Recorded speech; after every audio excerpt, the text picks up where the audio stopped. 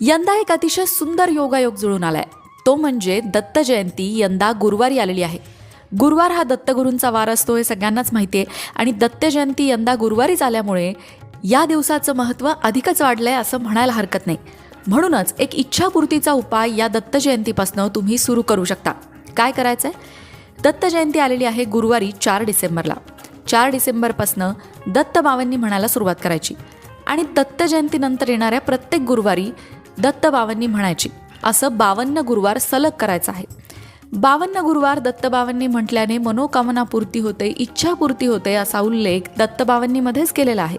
म्हणूनच यंदाच्या या दत्त जयंतीपासून जर तुम्ही दत्त बावन्नी म्हणण्याचा संकल्प केला आणि 52 गुरुवार तो संकल्प पूर्ण केलात तर तुमची इच्छा पूर्ण झालीच म्हणून समजा. मग यंदा गुरुवारी दत्त जयंती आली आहे, त्याचा लाभ तुम्ही सुद्धा नक्की घ्या आणि कमेंट बॉक्समध्ये जय श्री गुरुदत्त लिहायला विसरू नका.